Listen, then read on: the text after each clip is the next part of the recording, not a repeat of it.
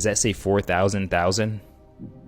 Anyways, so this one's 4,000,000, but we won't talk about that. Welcome back, ladies and gentlemen, to another video, and today we've got financial literacy tests. We've got Casey Burns investing exposed. All right, I'm about to be exposed for the fake guru that I am. Everybody knows that you know, you can't give advice unless you're a millionaire. So, anyways, I don't try to be a fake guru on here, but I just wanted to see.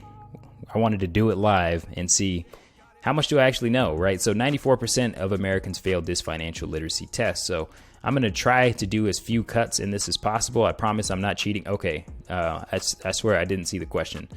All right, there we go. Just the question. All right, I'll try to answer. It looked like it was multiple choice, so I'll just try to answer the question without looking at the answer options, because I feel like the way I just scrolled right there, it's going to be hard to not see the options. All right, so I'll try to answer and then we'll see.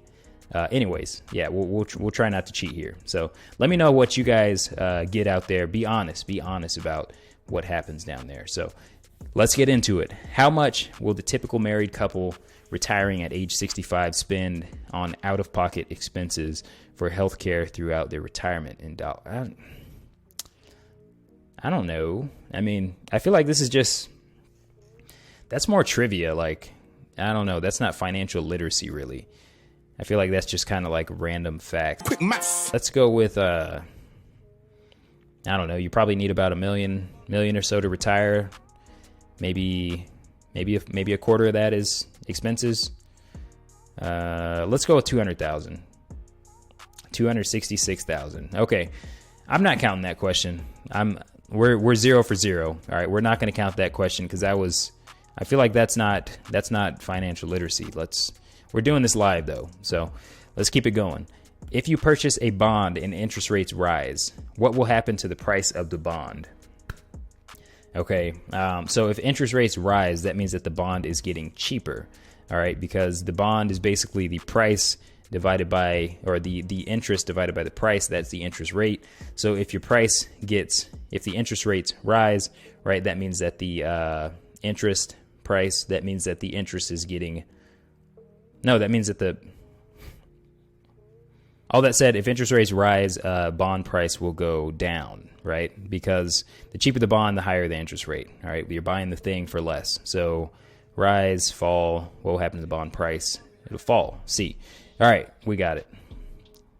A typical 65-year-old man can expect to live on average for how many more years? So, let's see, what do we got here? I think they're doing, that last one was A through C. This is A through maybe E.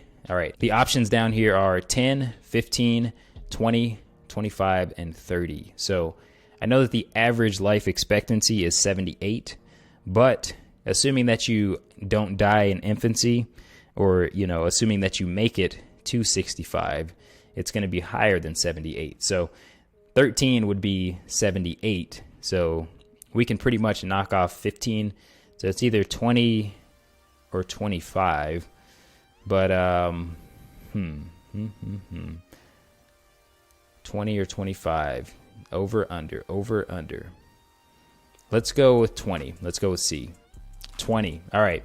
I don't think that's not financial literacy though. It says failed this financial literacy test. That's like a biology test. Anyways, let's go with, I'm going to say that we're one for one because I'm not even counting this in the equation. Let's say that we're 1 for 1 because the rest is not really financial literacy. What is the average annual rate of inflation for college tuition around the country? So we got A, 2%, B, 5%, C, 8%, D, 11%, and I think that's the end of the answers. So 2% is the stated rate of inflation for the economy. 5% is close to what we almost hit this past June, I believe.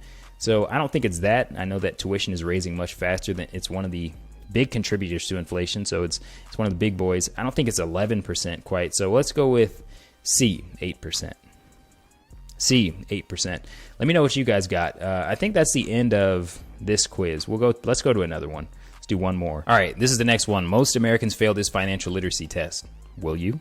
Let's see about that. Only 3 in 10 Americans are financially healthy. I'm trying to figure out how many people actually failed this test. It just says most. So I mean that just means more than half. but I'm not seeing any numbers down here. Anybody seeing any numbers? 55% don't feel confident about their long-term financial plans. That's no surprise. Okay, how many months of expenses should you save for an emergency? I mean, traditionally, they say 3 to 6 months. I don't think that there's one answer, but I'm going to go with the 3 to 6 months option. All right, correct answer is B, 3 to 6 months. Really, the correct answer is there is no correct answer. Okay, number 2, if you qualify for a $15,000 auto loan with a 6% interest rate, what is the advantage of choosing the 3% term over the 5% term? It should say something along the lines of paying less interest. So let's check it out. The 3-year auto loan will have lower monthly payments. The 3-year auto loan will be paid off quicker, though you'll pay more in interest. No. You'll pay less in interest. Yes, with the 3-year loan. The payments will be easier with the 3-year loan. No, they will be higher. Both B and D. So the loan will be paid off quicker, but you'll pay more interest. No, you will not pay more interest. So we got to go with C. All right, it's C, number 2. Correct answer is C. All right. What's in that? This is what I was expecting, just to knock it out of the park. Number 3. How much term life insurance do you need if you earn $60,000 per year? See, I feel like this is like personal preference. Like, how much term life insurance do you need? Like, let me ask myself the question: how much term and life insurance do I need? All right, I've got no kids. I've got a house. I've got some stocks that I could sell off to pay for my own funeral. How much term life insurance do I need? I mean, 0. But anyway, I digress. I'm going to assume, because these numbers match up here, 600,000 and 60,000. That looks like 10 years, and that looks like 15 years. So I'm going to guess that this down here would be like 5 years. That would be like 5 to, why does that say 4,000? Anyways. So this one's 4,000, but we won't talk about that. I'm going to go with this 10 to 15 years option. I don't know if that's conventional wisdom, and it is. All right, 10 to 15 years. Let's go with let's see, how many questions are on this? All right, number 4, moving on down. If you invest $20,000 into a company stock with an average return of 10% per year, how much would you have after 10 years? So we're going to have to use our rule of 72 here, which basically says that if you take 72 divided by the rate of return, you get the number of years that it takes to double. So we got 20,000 after 70 years. After 7 years, we would have 40,000. So what do we got? We got so it can't be 30. It's not these two, essentially, because after 7 years, you'd have more than that. And then it would be half doubled again by 3 more years. It would almost be about to double. And that's not how math works. I'm going to say that you're going to have more than, because after the 8th year, you would have 44,000. And then after the 9th year, you would have, what's that? 48, 49,000. So it's got to be more than 50,000. Yep, correct answer is D. What is the average inflation of college tuition? We just answered that in the other one. It is 8%. Yep. Anyways, let me know if you guys want to see anything else.